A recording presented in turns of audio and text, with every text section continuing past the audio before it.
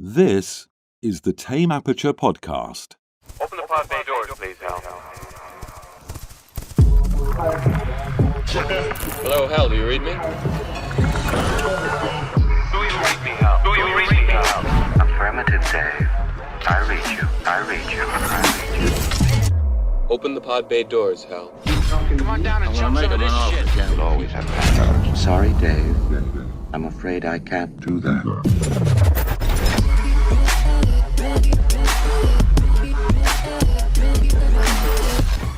Welcome to the Tame Aperture podcast, where we talk all things movies from first-time directors, indie films, art house, and much, much more. Today on the podcast, we talk the 2004 Sundance stunner directed by Shane Carruth, titled Primer. This is Carruth's first feature film and follows two engineers in their journey to the beyond. After friends Abe and Aaron accidentally discover a form of looped time travel, they build a bigger version of their experiment capable of transporting a human into the future, only to discover that it may be best not to meddle with a version of your future self. The film gained attention after its Sundance Grand Jury Prize and garnered a limited theatrical release in the United States. I'm Gabe Wienendahl, filmmaker, film instructor, and movie enthusiast, and I'm joined by my co-host and partner, Mr. Alan Martindale, veteran podcaster and editor. Alan, how the hell are you? I think my brain's broke after this one. Yeah, there's a I lot. don't think it works. There's a lot to unpack here. It's I like to do a lot of prep for the show. I watched this movie and I thought it was good, but I don't understand what was happening. So I'm hoping you can kind of clue us in a little. Well, bit. I think we're going to walk through. I think that's how we're going to start, because I think anybody who, first off, I have to say one thing. As you know, I like poster art. I like concept art for movies. You've got the concept art behind you on the TV there, for those that can see this on YouTube, along with, is that Tommy Lasorda back there? It is. It's signed. My grandpa knew him, so it's signed to me when I was a little kid. He says, to Alan, a future Dodger, from Tommy Lasorda. Never panned out to be a future Dodger, but What about Little you got League it right Dodger, here. though?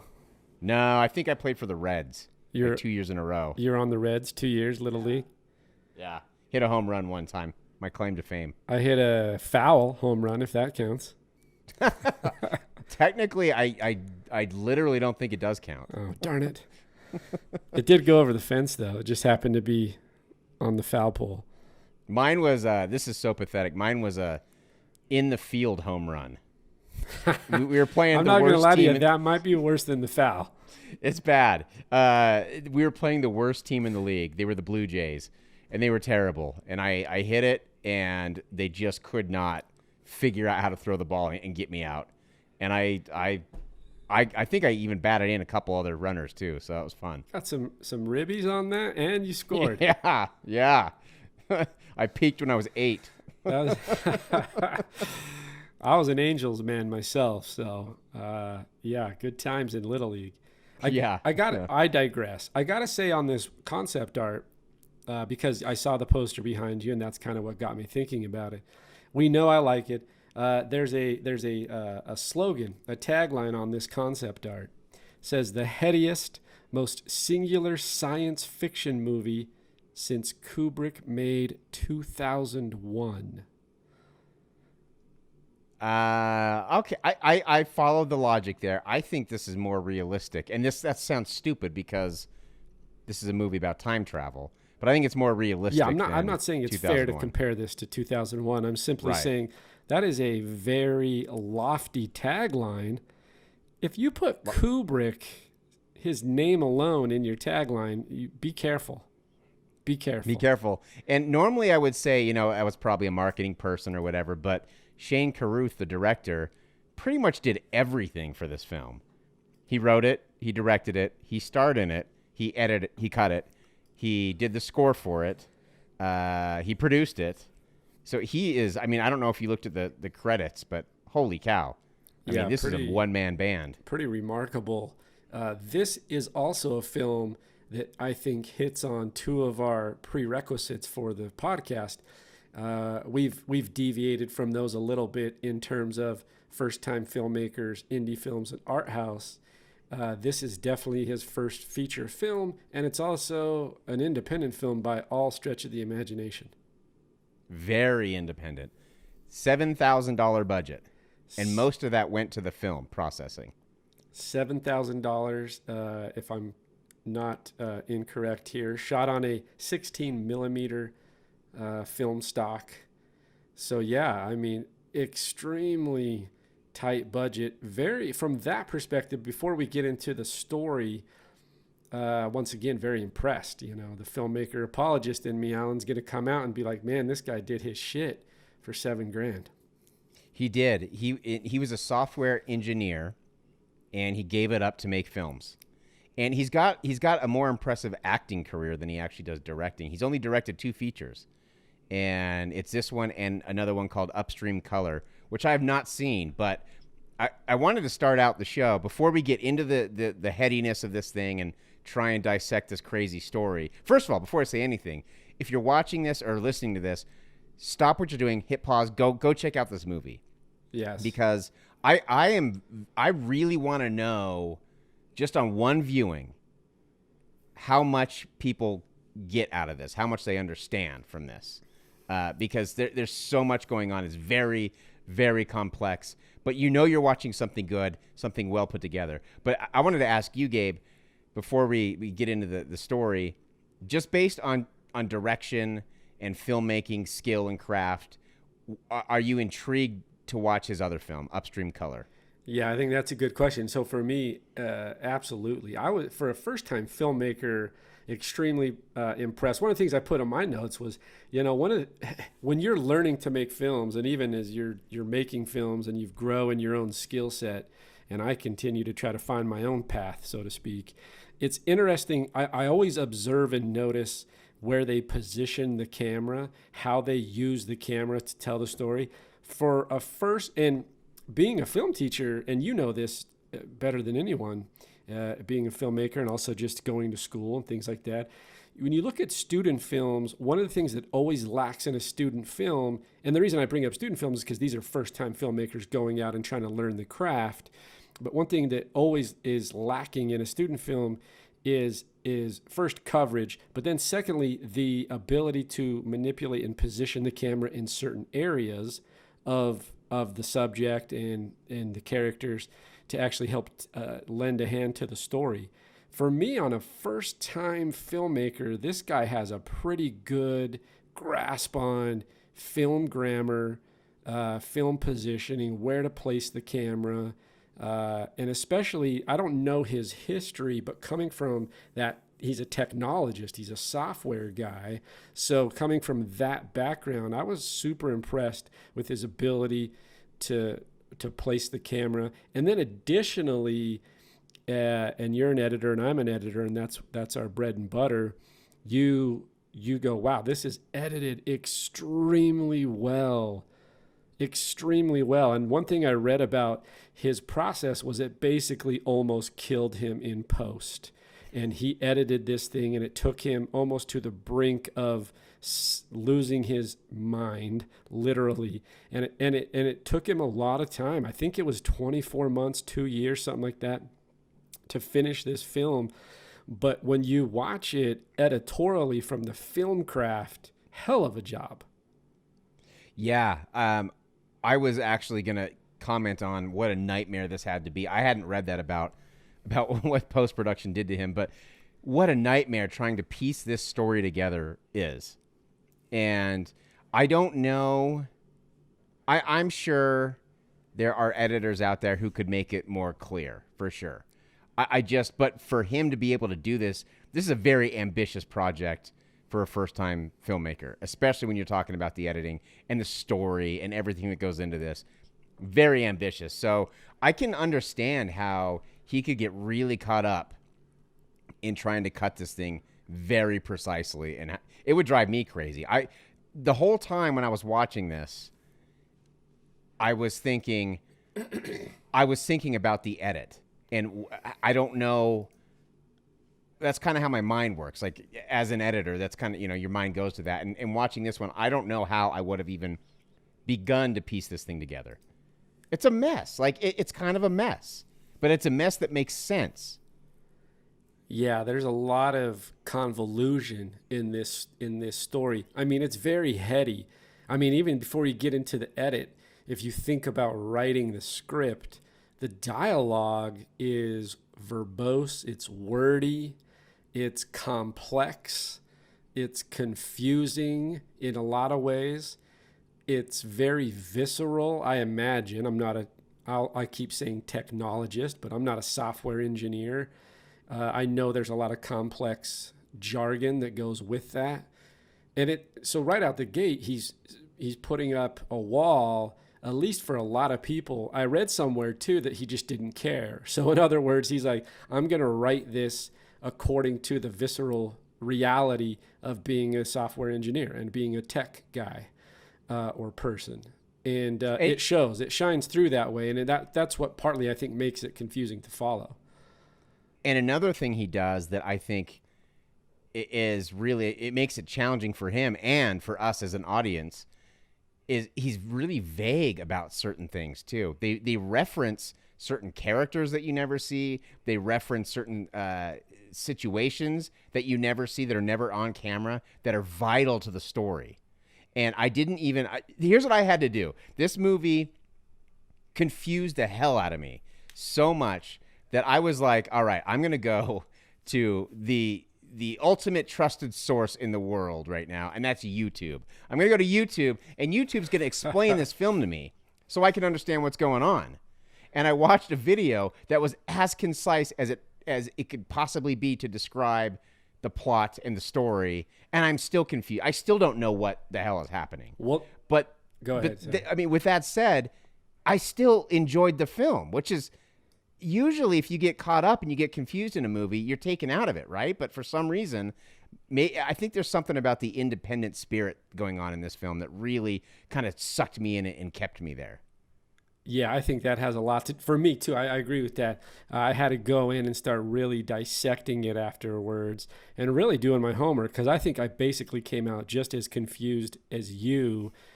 And so I want to walk through it. I think this is a good way for us to kind of dissect it. We may or may not come up with a conclusion here, and there may not be, and we may not even, what's the way to say this? We may not even discover the science approach to it.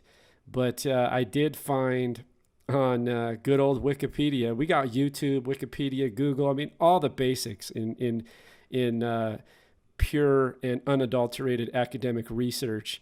And so I pulled all up, the things that as a teacher you would tell your students not to use. Yeah, get your sources from only the best.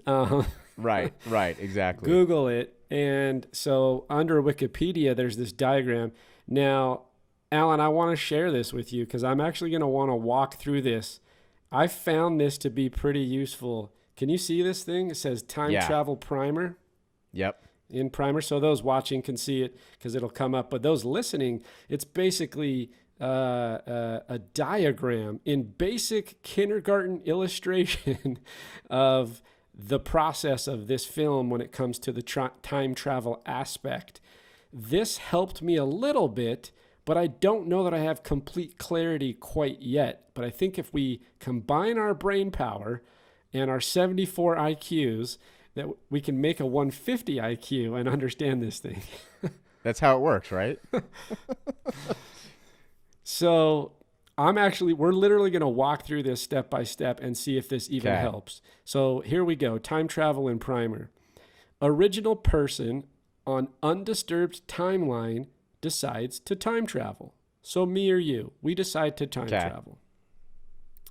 They activate a delayed switch and leave the area to avoid encountering the double.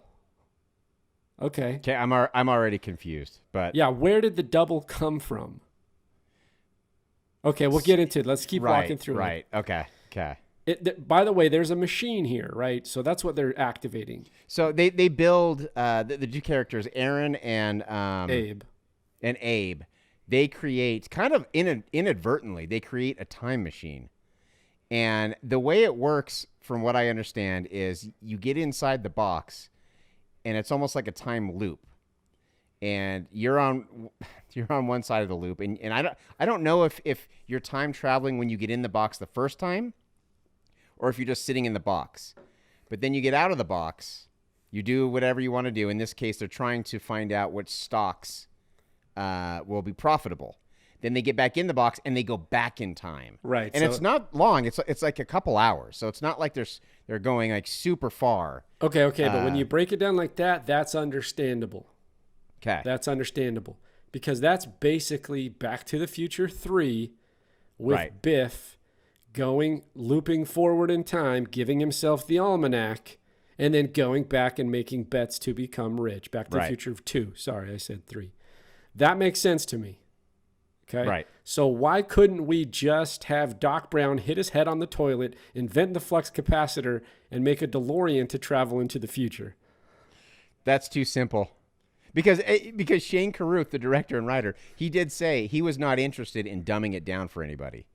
Well, he doesn't because He and doesn't by the way, at all. that's not a knock on I love Back to the Future, right? Right. And it simplifies it. It makes it easy. So shout out Right. to Bob Gale and Rob Zemeckis because they made it easy and fun. Shane Carruth's like, I'm going to do that, but I'm going to make it extra complicated and just swirl in all this stuff to confuse everybody. But you know what the thing is? I don't think he set out to make it complicated. I think he set out. No. I think he had the general idea, and he went with it, and he wrote it how it logically would play out, and it just happens to be very complicated. Yes, I agree. Let's get back to this diagram. Do you have it up on Okay. Wikipedia? I do. Just pull up Wikipedia and then you'll see the diagram. Yep. I got So it. there's a machine, as Alan described. The person activates a delayed switch. So I don't know what that means. Then it means the machine will turn on after a certain amount of time, 15 minutes. The machine will activate. The machine starts and the double exits. Okay. Okay, so, just stay with me. Now we have two paths, divergent paths, right? The original. Okay. Yes. Okay, so the double has 6 hours of influence on both his new timeline and his original timeline, while the original waits out 6 hours of subjective time as he travels into the past, becoming his double. Okay. Okay. Original enters the box, joining the looped time stream inside, prepares entry, like going and checking stock prices, avoids causative action. I'm so lost. This is tough. I'm so lost. And so this is how I felt, how I'm reading this to everybody and the listeners, how you're feeling now, saying to yourself, what the hell is Gabe even talking about? He sounds like he's not making any sense. He sounds like he's speaking gibberish.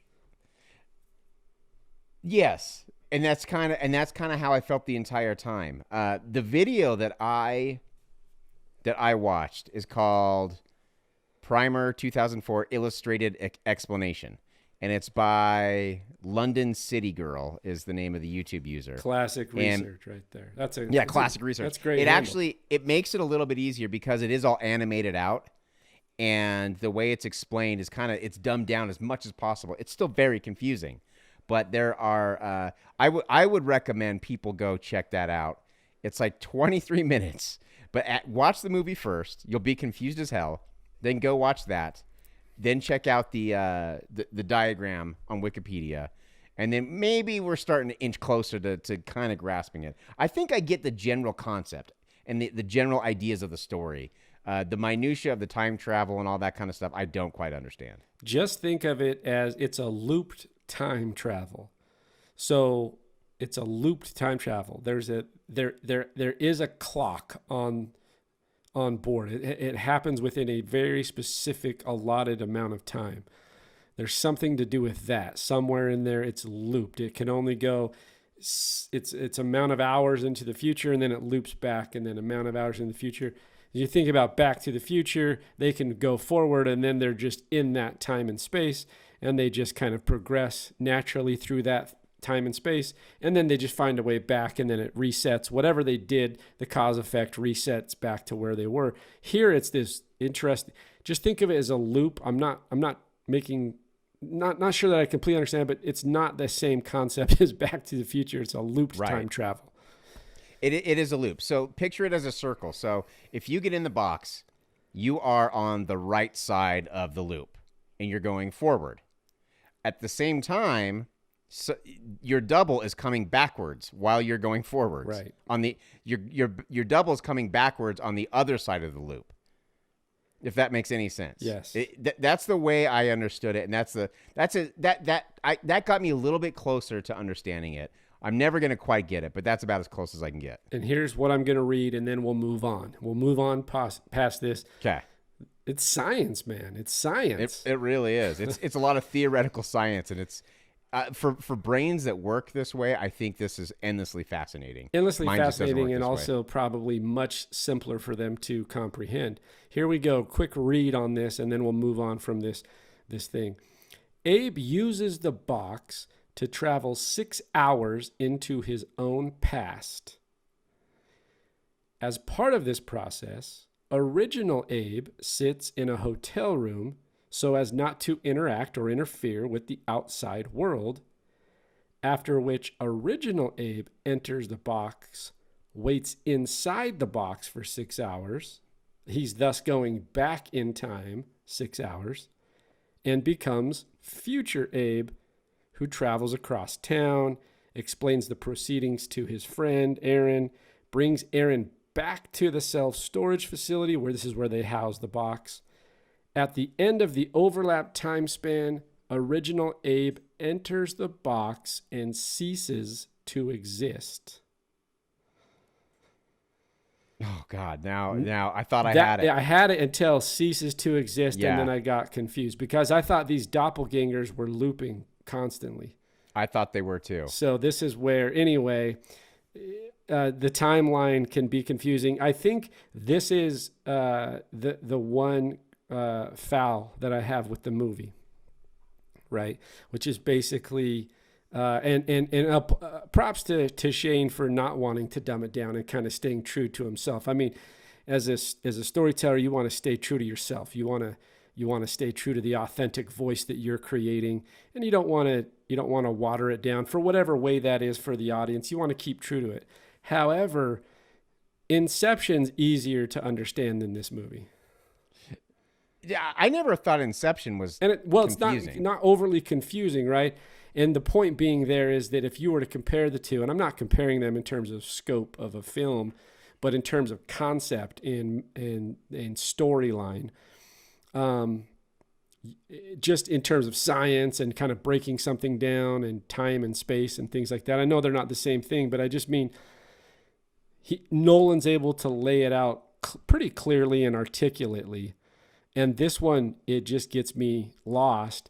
And as a result of that, here's my cry. As a result of that, I'm trying to play catch up while things are moving forward.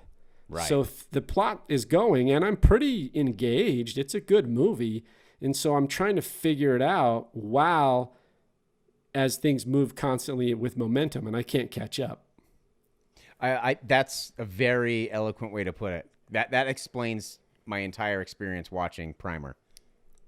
We're like, in our own way, Alan, in our loop, we're trying to catch up while we're living in the present while going in the past of this storyline, trying to calculate the past of the storyline while our future self or the present self is trying to figure out what's happening in the past. Right.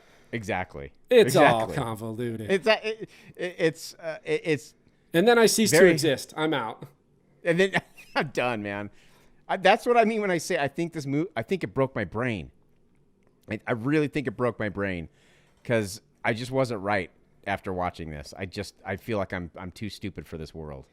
Now, one thing we can say is that they're basically a bunch of young tech heads who kind of work normal, quote unquote, jobs during the day, and then they're running an entrepreneurial venture in their garage at night, and they're trying to figure out another thing, and then as a happenstance, they run across this concept of time travel through this machine that they create.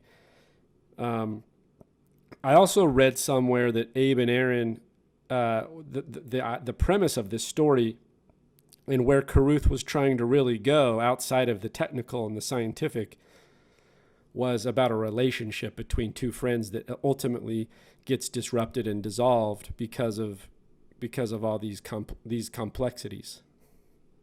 Yeah, and I do like the friendship between them. The thing, these are both first-time actors, right? And I guess Shane Carruth auditioned like 100 people to play Aaron, and he didn't find anyone he liked, so he cast himself in it. And Abe, the guy who played Abe, is a first-time actor too. So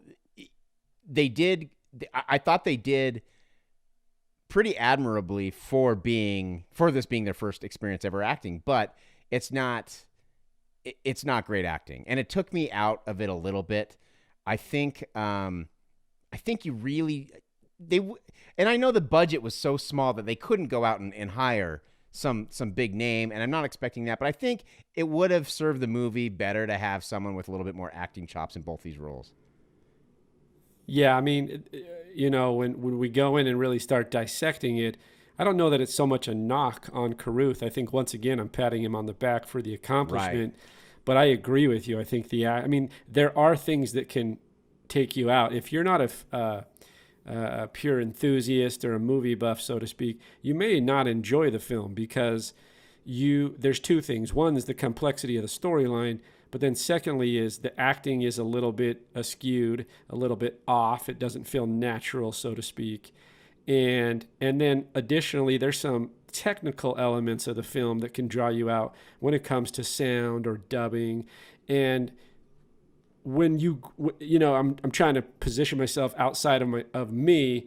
Like, for me, I can let those things slide because I understand what goes into the craft of filmmaking. I know you're the same way, but I think I hate to say this, but as a person who's not when you grow up in a culture where everything's polished, everything's Disney Plus, everything's perfectly produced.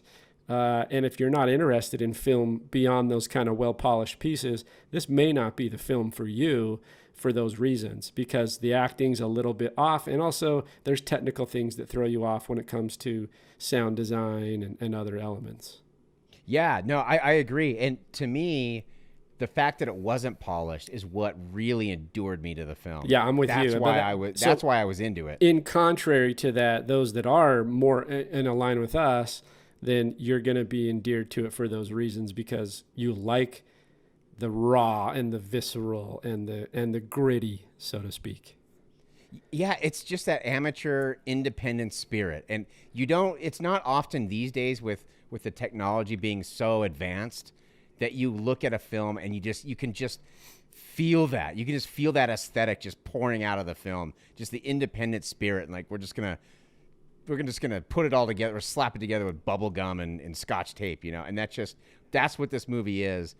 And this is really a filmmaker's film. Like, it really is. And I can see why it did so well at Sundance because of that. I kept thinking, and it's really stupid to say, but I kept thinking, man, they just don't make independent movies like they used to, because they don't have to. So why would they? But it's still, I still miss that thing, that amateur spirit. Yeah, this is another thing about the era. You're talking about 2004, which means sometime in 2003, they're filming this thing, or sometime in months before that. So 2003, you don't have full-blown HD cameras. The technology's not what it is when it comes to high-res cinema-grade type cameras that are reasonably affordable. I mean, he's actually shooting on film stock. So, but you're right. They actually aren't making those types of films anymore because, like you said, there's really no need to. I found an interesting quote. I want to get what you think about this. He said in a 2004 interview, Carruth, the director and the main actor, said, the machine that Abe and Aaron build and experience is inherently complicated, and so it needed to be that way in the story in order for the audience to be where Abe and Aaron are. right? In confusion or kind of misunderstanding. And that was always his hope. So he actually intentionally made it hard to understand, because I think his perspective was, I want to put you in Abe and Aaron's shoes and experience what they're going through as they're going through, because they're even unsure. And you can see that in the characters about why it's happening necessarily. And they're trying to discover and figure out why. So I think he did well there, because he definitely confused me in that regard. Yeah, bravo. He succeeded. I was confused the whole damn time. What I have a few questions here for you. Okay. Let me pull these up. I'll edit this section out. Here's an interesting one. This is kind of a main question. This is one that you kind of just, it's either easy to understand or it's not. If you were to take something as basic as Star Wars, and I asked you the question, how would you describe the main character and what are their goals? It's pretty easy once the journey begins to understand what Luke's goals are, right? And where he's trying to go. And what problems that he faces. That is not a complex script. It's very traditional in that sense. But if I was to ask you in this film, describe the main characters, how would you describe the main characters and what are their goals? What are they trying to accomplish? What are they doing? I don't know, because I sense, especially with Aaron, I sense his motivation changing constantly. He's got a family. His family doesn't seem all that important to him, because at one point he's fine with just skipping town and leaving him behind. And even though another version of Aaron would be there with them, it sounded like he's fine just leaving him. So it's not to do right by his family. I don't even know if it's to do right by. At one point, he tries multiple times to stop a guy who barges into a party with a shotgun. And that's to prevent the killing or the, right? Is that a killing of the girl? I don't know. I couldn't tell if anyone died. I don't think anyone died when it happened, but he continually went back in time to stop this event from happening. And I don't know if he was really trying to stop something bad from happening or if he was trying to perfect the craft of going back in time and altering an event. And so I think to me with Aaron, and as I'm talking through him, it's becoming a little bit more clear, I think his motivation is more to be able to understand and experience this thing more. I think his whole life becomes about journeying through time and using the box, and that becomes his driving force. That's kind of my impression. I don't know, though, because it's not real clear cut. I mean, what were your thoughts? No, I think that's a good point, because as you're looking at it going, okay, what are his, you almost think to some extent maybe it's a financial gain of some sort, because they play into the what we'll call the almanac theory from Back to the Future 2, where they're trying to get the money. There's even a basketball where they're calling the bets on a game. Yeah, I thought that was pretty Thought fun. you'd like that. There's some basketball in there for us. But so I thought maybe there's a financial thing they're trying, and they even talk about what would you do if you had X amount of money, and how would you spend it, and how would you go about life.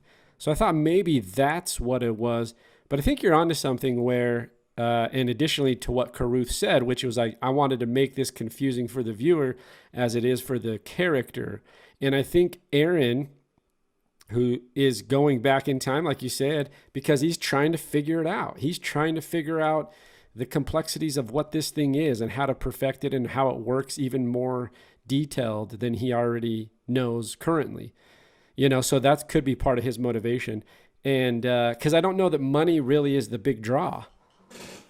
Yeah, I don't think it is. I just think it might just be having that power. I don't know what it is. And with Abe, I'm really confused. I don't know what Abe's motivation is at all. Yeah, there's something to do there with, isn't there the girl, he has someone in his life? Am I off there? So, because this is where I think you're right. Again, this is part of I think where the writing struggles a little bit. There might be a little faulty writing here because there's a lot of implication going on in the dialogue, and they discuss things that are very vague that the characters understand, but we're not clued into at all. I don't know. So that girl whose ex brings a shotgun to the party, I think that was Abe's love interest. That's what I assumed, yes. But also her dad, there's a theory, and this came from me watching that video. He might just be using her because her dad has a lot of money and can invest in whatever inventions they're creating. So it might be that he's not even interested in her. He's just more interested in getting close to her dad. Yes. Okay. And I think the dad, fair. I think the dad is the guy who they saw sitting outside the house who may have used their time travel machine. Yes, that's what I concurred, because there's one point where they're traveling down and they notice that her dad is somehow following them, and he's unshaven. He's not. He looks different. He somehow, somewhere in the past, entered the box or the machine. Right. Right. But again, there's never a point where they're like, where there's any exposition being like, oh, this is so-and-so, and this guy's important because of this. You know, there's none of that. They don't even do it subtly. They speak about these characters and these events as if we should already know what they are. Right. I think it's becoming a little bit more clear. If you look, one thing I found interesting here is you look at the definition of time travel.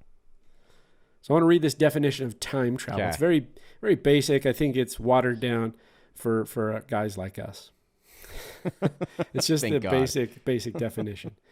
Time travel is the concept of movement between certain points in time, analogous to movement between different points in space by an object or person, right? And then it's typically done through a device known as a machine. So it's making there is doppelgangers, right? Because Abe and Aaron, not Aaron. Aaron. Yeah, Abe and Aaron are moving through time. One on one timeline, one on another. So they're moving in different spots on time. They're basically doppelgangers. They're two people moving at this one person, but in two different points in time. Right.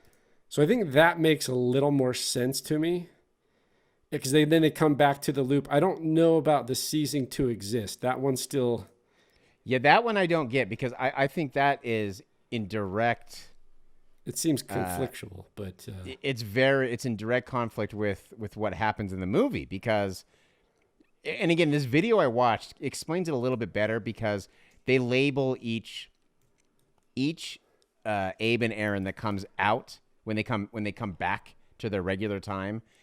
Each Abe and Aaron that comes out of that box, they label as a different Aaron. Like they emerge, yes. They start as Aaron 0 and they emerge as Aaron 1. And I think they got up to like 6 Aarons and like 5 Abes or something like that. And so to me, it makes a little bit more sense that way. Plus, they kind of betray each other a little bit, and they're dishonest with each other. And you see them having direct interactions with their original doubles. So that's why the ceasing to exist thing, I don't understand that, because it's in direct conflict with what we're seeing. Yeah, I agree. I just, when we're reading that diagram, it says that. And I'm like, what does that mean? Yeah, I don't get that. Let me ask you this question, and I think you bring up a good point, which is you got to remember when you're watching this that there are multiple versions of these characters happening at the same time. I don't know. Once you get that, that'll clue you into a lot. Yeah, I think that'll help. Here's an interesting one. What do you think a psychologist would say about these characters, Abe and Aaron? Oh, my God. I have no idea. That's a really good question. You gotta be thinking about something. I mean, like you have to have some sort of idea.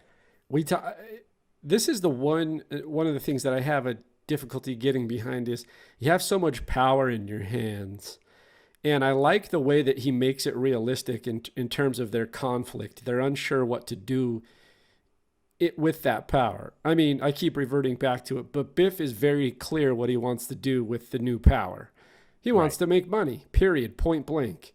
That seems like a pretty simplified version of what about every one of us, at least to some extent, would think about. The financial gains. So they do think about that, but there's something else going on here.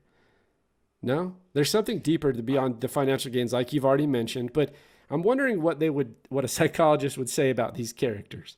I don't know. Are they self-important? Are they they're not sociopath, but are they narcissistic? Are they I would say there's I mean, maybe this is simplifying it too much, but I would say there's probably some sort of narcissism in there, or maybe even, they're just delusions of grandeur or striving to be a great person. And, when Abe says, I'm going to show you the single most important thing that anyone's ever seen ever, or something along those lines, that kind of clues you in a little bit, I think. Because at the end of the film, and this is a little bit of a spoiler if you haven't watched it yet, this kind of takes me into that idea, is that Abe's at the end and he's shouting a bunch of orders to a bunch of foreigners. He's either in like Europe or France or wherever he's at. And he's shouting a bunch of orders, and the orders are basically like they're building a warehouse of this box, this machine. The only thing I can assume is that a warehouse is going to fit multiple hundreds of people. So you have this power of taking hundreds and dozens of people with you on this time traveling journey. There's a sense of power there, no? And now you're completely consumed by this idea of traveling in time and showing that power to other people. Which is interesting because earlier on, Aaron didn't want to tell anybody. They have two other people who are involved in their little incubator who are working in the garage to invent stuff and sell it eventually. And Aaron doesn't want to tell them. He doesn't want them clued in at all. He wants his power all to himself. So that's why it's kind of interesting at the end when he's got a lot of people working there, and he's obviously building something to make it a big grand thing.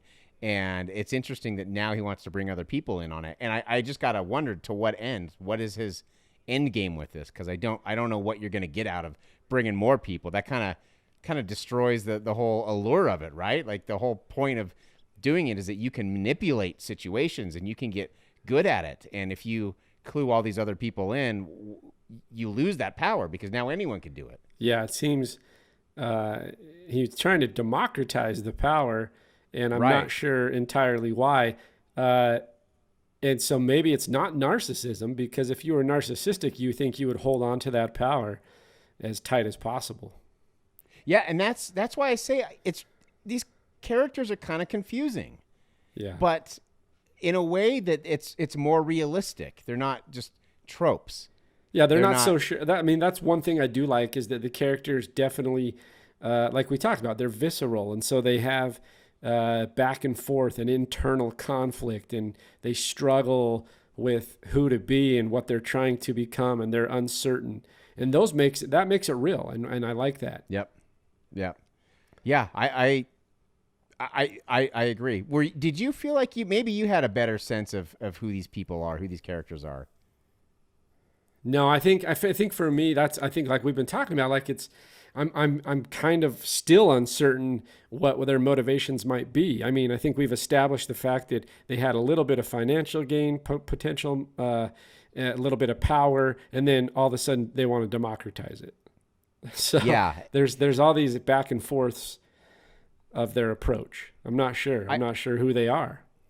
I also think there's something about them doing this together that really appeals to both of them. They're obviously very good friends. And so I think having this little secret and doing this thing together, I think was fun to see, because you could tell they really enjoyed kind of having this between them. And then as soon as the relationship deteriorated, that's when Aaron started bringing other people in. So maybe he just enjoyed doing it with Abe, and now that that's not a thing anymore, I don't know. No, that seems right, because I think it's one of those ideas where any entrepreneurial venture, usually ends up in division. You know, it's like two people Sure go does. out, they start something, and then sure enough, before it blows up or as it starts to blow up, there's a huge conflict and divide. Yeah.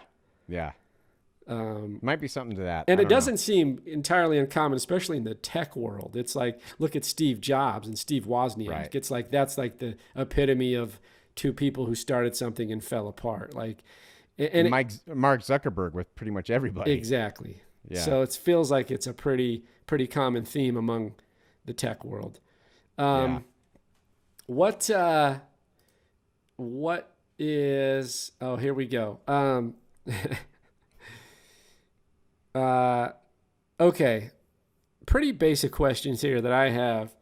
I had one. What didn't you understand about the movie? I think we've covered that. What did you like best and what did you like least? It's not even necessarily a part of the film. I just, like I said, I really enjoyed the independent nature of the entire thing. I love the aesthetic of it. And I loved some of the dialogue, even though I didn't know what the hell was happening. I liked that. Like I thought that was fun. I really was put off by how, like you said, trying to catch up. You spent the entire movie trying to catch up. I did not like that at all. That was not enjoyable to me. Okay, so now I got this question for you, which leads into this pretty well. If you had a chance to ask one of the characters in the movie a question, what would it be? You can ask Abe or Aaron a question. What do you ask them? I would ask Aaron what he did with original Aaron after he put him in the attic. Because he's in the attic the rest of the time. And I would like to know what ended up happening to original Aaron. Original Aaron is in the attic.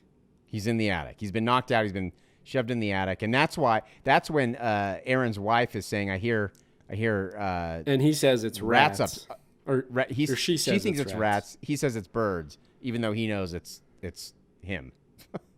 But I want to know whatever happened to him. What about you? If you could ask any of them, anybody, what would? I'd also want to know why the guy was bringing in a shotgun to a party, but that's kind of beside the point. But what question would you ask them? Well, unfortunately, in our days and times, that might be not entirely uncommon in a sad commentary on our social environment. That's true. I think the question I would ask first is to Aaron, what the hell, dude? What? Let me clarify. I'm already following you. Why? What's with the family here? What are we doing? Like that's one of the biggest ones for me is the question of like, you have a daughter. Where's your kid? What are you doing? All the doppelgangers are non-present. It feels there might be one in there. It might be Aaron 2 or 3.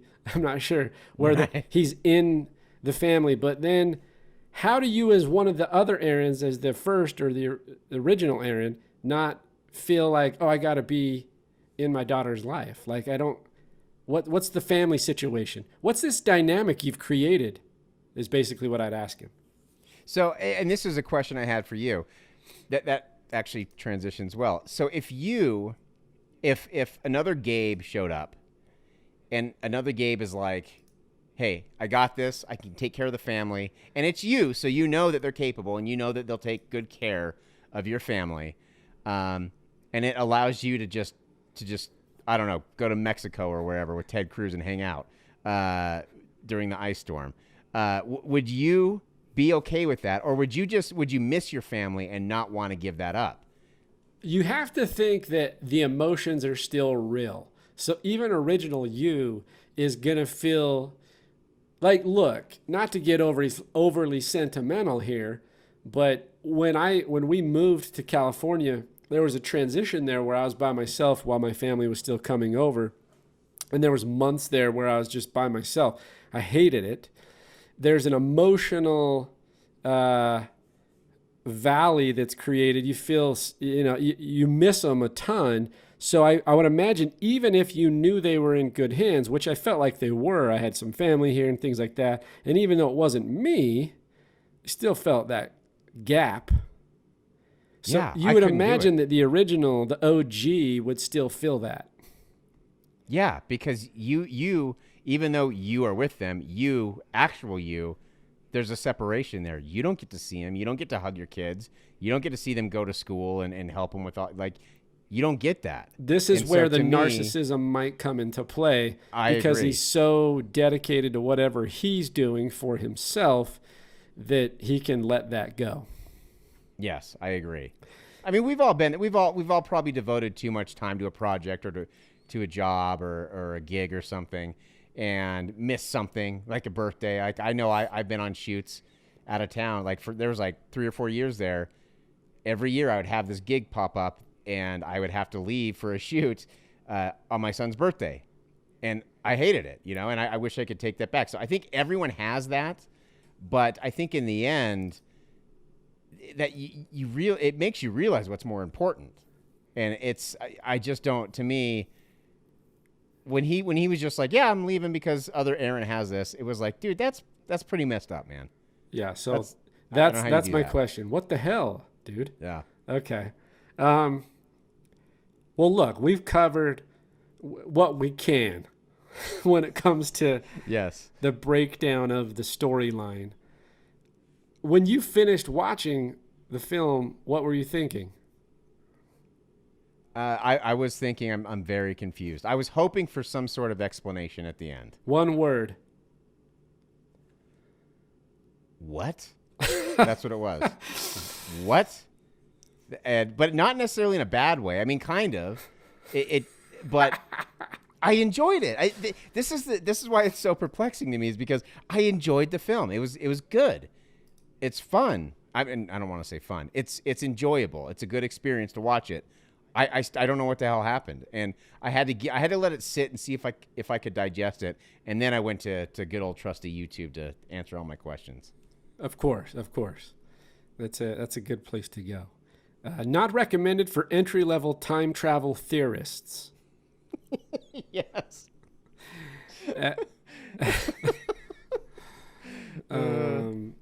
That's how I feel.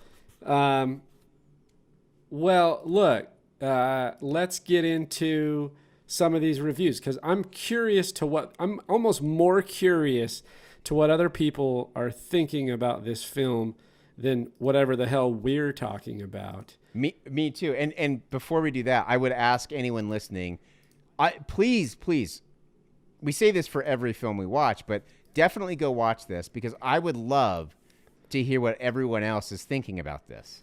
I would love to hear what their theories are. I would love to hear if you understand it. I would love to hear if this is the type of movie that is too frustrating to enjoy for you. Because I got a feeling there's going to be lots of different feelings, lots of different thoughts going on about this. I think it's going to be a divided jury for this one. So get in touch with us and go to tameaperture.com and find us there. And we're on Twitter and Facebook and all that stuff too. Yeah, as I'm scrolling through the Google reviews, by the way, we need a little song here. Google reviews. And so we'll come up with that. But as I'm scrolling through, Alan, what I find interesting is a lot of 5 stars here. A lot of 5 stars. So That's interesting. I'm just going to read off of the first few. I am just shocked by how good this movie is. Okay, we're going to leave that there. Okay. Simply wow! Exclamation. This was one of those sci-fi movies that respect the fiction in it and makes us wonder what the movie was about. It was a really good and challenging movie. I think this film might actually bring out the film nerds and the science nerds. What an amazing movie! When I first watched this, my first impression was, quotations, man, this movie looks like it has no budget and it's probably going to be bad. Oh man, was I wrong. Man, oh man. Well, about the movie being bad part, the budget of this movie was actually really low, but this movie was fantastic. That's great, and I'm glad that there are a lot of great reviews. I want to know why people like this so much. I can say Primer is the second greatest time travel film ever made. Number one is Tenet. Tenet? I still haven't seen Tenet. Number three is Predestination. Never seen that. Primer is so damn underrated that people don't even know its name, pretty much. That's true. I would agree with that. Okay, here we go. We get into a 2-star here. The previous all being basically 4 stars or 5 stars. 2-star. 8 months ago. It's too boring. Tried to watch it many times, but couldn't finish it. It was way too boring and probably not for me. Even though I'm a huge fan of these types of movies and the concept of the time machine, I don't know what went wrong. Frowny face. Did you think this was boring? I don't think it's boring. I don't think it's boring. Yeah, and this guy, he says he's a huge fan of these type of movies. So why doesn't he like it? Because that's contradictory in his review. Yeah, it doesn't make any sense.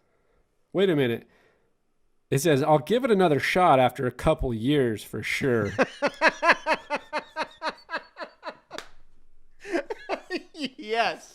Yes. He's not turned off all the way. That's hilarious. 22 people found that useful. If 22 people found that useful, 22 people should be finding this podcast useful. Yeah, seriously. Good God. Oh, I love these reviews by the so way, much. that was great. I'll give it another shot after a couple years for sure. Okay, let's do a couple more. Really having a hard time here. A lot of 5 stars. Here's a 5-star. Although it is hard to fully understand the real timeline and the plot line of this movie on the first try, I can appreciate the thought that went behind it. After Googling some explainers, I realized that the time travel logic in the movie is concrete and well defined. I think that's probably true. I am not a scientist. I'm not a physicist.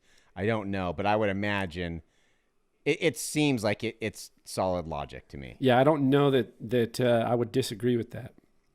Okay, last one, 2-star. Concept is really great, but low budget and no special scene or briefing about the facts they are talking makes the movie boring for 2020. They will be talking on whole movie, so you need to hear the whole talking to... Okay, I apologize. I probably sound like I'm making fun of someone that obviously doesn't speak English as a first language. I know. Yeah, I know. And that's the hard thing, because I end up laughing at these, and then halfway through it, I'm like, oh, yeah, this... So first off, props to writing a review in what sounds to be a second language.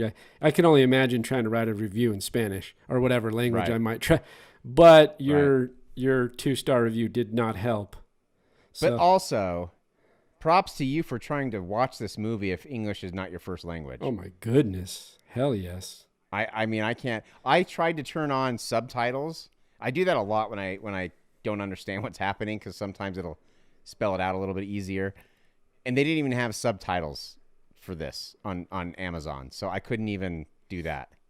Oh, they did. I watched it on Amazon. I have subtitles on mine. Really? I looked. I couldn't find it. Maybe I'm just too dumb. Okay, last one, 2-star. Either the story is confusing or the director was bad. A movie only a PhD in physics would understand. 99% of people who had watched this movie don't understand. So why bother at all? This movie is made for a selected smart people. I mean, I kind of agree with some of that. There's some I can truth in there. understand, but, There's some truth but I in don't there. know if it just means the director's bad. I don't think that makes any sense. I think the exact opposite. I think the direction Yeah. is fantastic, actually. Yeah, I agree. Okay, Alan, we start to round this one out just a little bit here. Give me a little bit of your summary and kind of where you fall on a rating for this film. Kind of give me those last thoughts. Can I do like one piece of trivia real quick? Yeah, hit it with the trivia. I like this one. So Ryan Johnson, who directed Looper, yes, he mentioned, I guess, in the director's commentary of Looper, that he thinks that Primer is the best time travel movie ever made. But when he sent the script to Looper to Shane Carruth, Carruth told him all his time travel was wrong. I just think that's kind of funny. I actually liked Looper. I thought Looper was a good movie. I think I fell asleep through it, and not because it was bad. I think it was a late night or something. It's one of those. Yeah. But I just thought that was kind of funny that Shane Carruth is now viewed as the expert in time travel for Hollywood directors. He's the modern day Doc Brown. Yeah, he is. One more thing that I thought was pretty cool. So they were scrimping for cash on this thing. $7,000 budget. Most of it goes to film processing. They shot 80 minutes worth of footage, and this film is 77 minutes long. So they were like, there was nothing left on the cutting room floor, essentially. There's no meat, and there's pure precision on execution of filming. I mean, that gives you no freedom in the editing room. I can see that could have caused a lot of headaches as well for him while he's cutting this thing. That's got to be so difficult. Oh, yeah. He had nothing to work with. So, I liked the movie. I thought it was good. It was very confusing. Let me just, before you jump in, let me just read a couple details here. Principal photography took place over 5 weeks. It was filmed in Dallas, Texas. The film was produced for $7,000, as we mentioned, on a skeleton crew of 5 people. And like you mentioned, Carruth acted or wrote, directed, produced, was the cinematographer, the editor, and the music composer. And he stars in the film. And so a lot of things going on there. And then what I think is cool is he wrote the score, and you can actually buy the score on Amazon and iTunes. So that's cool. That's very cool. Sorry. Yeah, he did the production design too. He's the sound designer. I mean, he did everything. Yeah, Good really, God. really, really impressive. Yeah. Tip of the hat there for sure. Very cool. Very, very cool. Okay, yeah, I mean, I liked it. It was good. It's very good. I definitely recommend this movie, especially if you're listening to this podcast, you're a film buff. You enjoy movies. It's definitely worth seeing. I'm going to whether we check out Upstream Color or not, which is his second feature, I'm going to certainly watch it because I thought his direction and his debut was that fantastic. And I've heard, originally when I chose this movie, I was going to choose Upstream Color. But then I thought, well, kind of the theme is first-time director, so we'll do his first feature first. And that was this one. So I'm definitely going to check it out. I recommend everyone check it out. Very confusing, though. And that was a little frustrating. I don't want to say it was off-putting, but it was frustrating for me, feeling like I was not caught up and I wasn't in on the story. And it irked me a little bit. So that knocked it down quite a bit, but I definitely recommend watching it. I'm going to give it 7.0 time paradoxes. Nice. 7.0, not bad. Would you watch the movie again? Yes, I'm going to let it. I would certainly try it again in a couple years. No, I would. I would. For sure. For sure. I'm going to let it sit for a while, but I would say I'll definitely watch it again, probably within a year. Yeah, that's 7.0. Not bad. So IMDb comes in at 6.9, so just under your rating. Now, Rotten Tomatoes comes in at 72% for the critics and 79% for the audience. So not it's definitely certified fresh on Rotten Tomatoes. I would have guessed that those scores would be flipped. Totally. Yeah, but then even when we were reading those reviews, I found it very interesting that a lot of them were 4 and 5 stars. Yeah. It might be the audience that is going to actually find a movie like this, though. True. I don't think this is on Netflix. I don't think people are going to just stumble upon it. No, this is one, and that's what I like about our podcast. We're trying to kind of stretch the portfolio of what people are viewing, kind of get out of the big Hollywood system. Not that we don't enjoy those movies, we do, and we've looked at those from time to time as well. But it's fun to watch these type of films that have that independent spirit.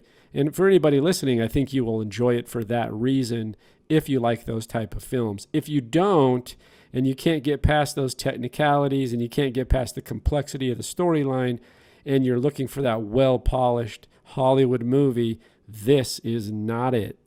No doubt. No doubt. Very well said. Two science geeks tinkering in their garage discover an unexpected application for a gadget, then dip a toe into a tricky field of time travel. That's interesting. So for me, Alan, going into this, I say, once again, tip of the hat to Shane Carruth, the filmmaker.